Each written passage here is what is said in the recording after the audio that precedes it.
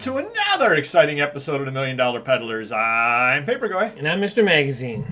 And I had a little something or other happen to me today in an offer, and I wanted to know your opinion of it, Mr. Magazine. Okay.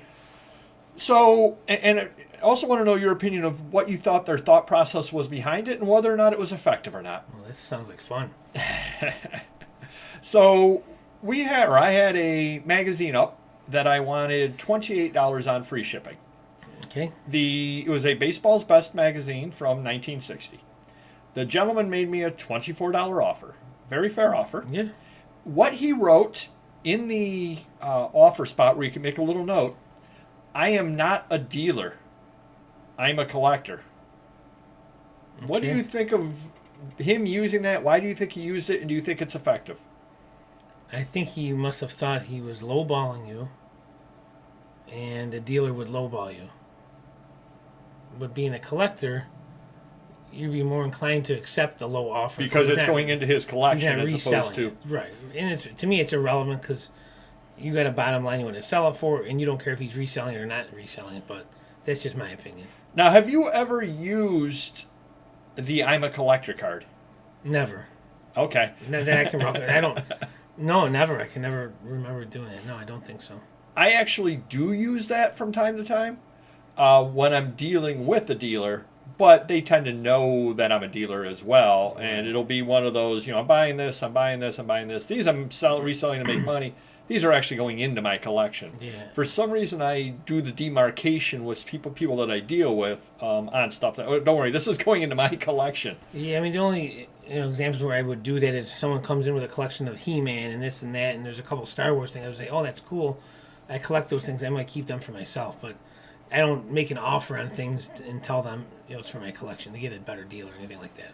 Well, and I think that as I was thinking about him having said that, I'm thinking that is kind of an old school mentality. Definitely, where people think that. Whereas nowadays, as often as not, playing the dealer card actually may save you money. Believe that or not. Because then when you're working with somebody or other, if you tell them, look, I'm a dealer, they then know that you have overhead in it. That right. It's almost like nowadays that the thought is, wait, you're a collector. You can actually pay more than a dealer can.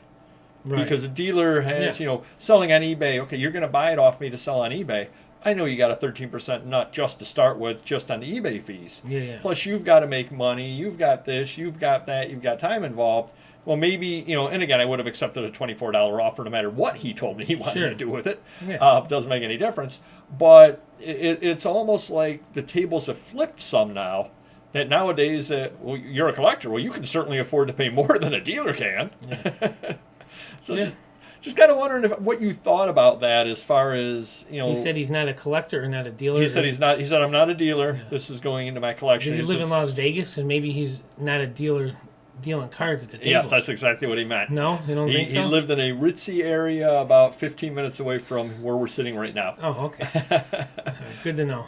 But it was kind of, like I said, it was just kind of interesting, and it does make you think. And it got me thinking, though, again, about how things have changed so much. Because 20 years ago, I think a lot of people had some bad thoughts about dealers that, oh my gosh, you're going to come in, you're going to buy all the stuff, you're going to make all of this money, how terrible. Yeah. And now I think part of what might have happened is a lot of people did try to sell things on their own. Sure.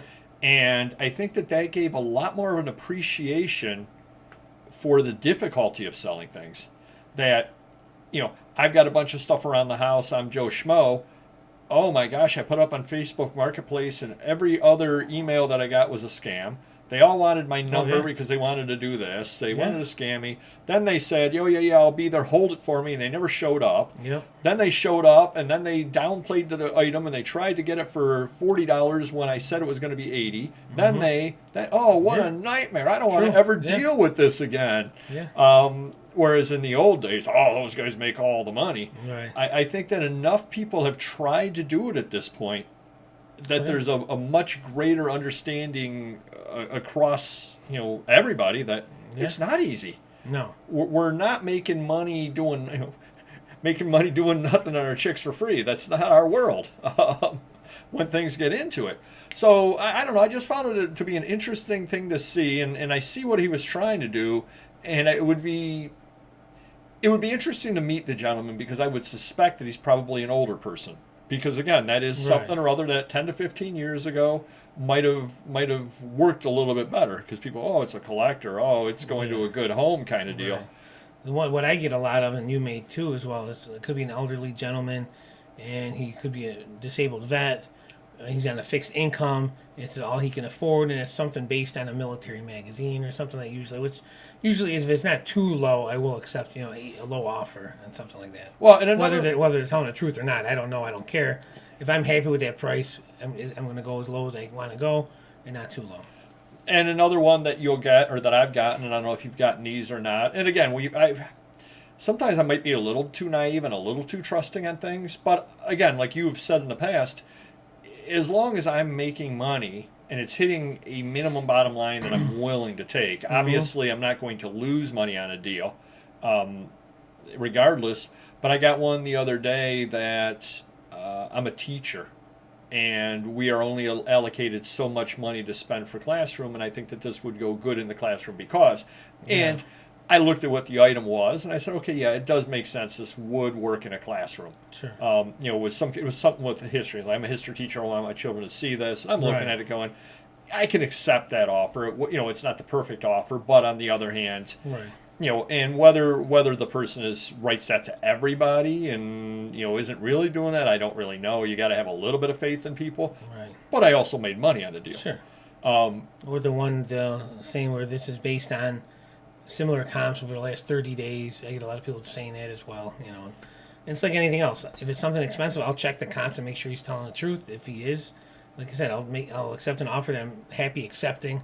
If it's a common magazine, I'll take a lower offer, but I won't look into it and check comps if it's something unless it's valuable. The only issue that I have with that is, and I'm not disagreeing with them, is that I have free shipping.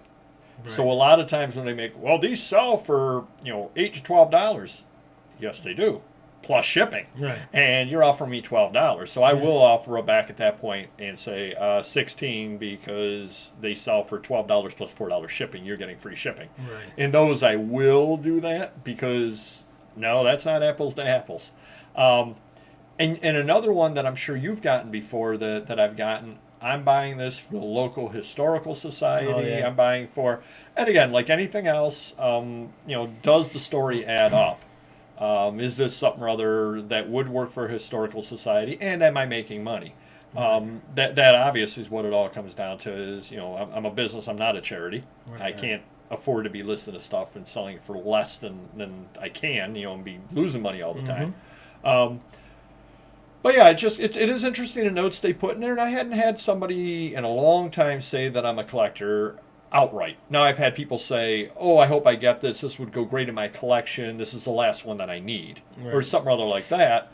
But the crazy thing about that is, a lot of times those people are actually willing to pay up, because if you've been working on a collection for a long time, there's 100 items in the collection. And you've been working on it for 25 years, and I am the last item that you have. You want it over with. You want it over with, and you don't care if I'm charging 25, 40, or 50. I mean, you might say 50 is a little bit high. I'm going to offer 40, but you're not going to offer 12. No, because you're going to say, this is the last one that I need. Yep. I'm finally done.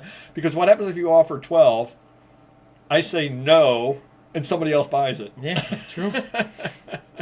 So then you kind of painted yourself in a corner, like, I've never seen that before, and I went and I offered $12, and it was the last one that I needed. So you see these things all the time. So I want to know if you could comment down below what some of the things are that people will say in the comments to you, and if they ever sway you. I will admit, again, the historical society ones, the teachers, I'm a sucker. I'll sit there and I'll see these things, and as Mr. Magazine said, as long as it fits in with the overall. Obviously, I'm not selling a $100 item for $8 because somebody's a disabled vet who became a teacher, who's going to give it to the Historical Society for their collection. Sure. No, I'm not selling that for $8. That being said, I do read the things, and I do take that into account a little bit on that. Probably the one that least gets me is the comps. That probably is the one that I least follow along. The comps are this. Okay, well, if those are the comps, they're they're obviously readily available. Buy it yeah, from then- somebody yeah, else. Right, buy it from them and not me. Exactly. So hopefully that helps you a little bit. Would love to hear your thoughts on that if you could. Comment down below. And I think that something or other that we can all agree on is hitting the like button. I don't think there's I would agree. any disagreements with that whatsoever. And we will see you next video. Take care. Bye-bye.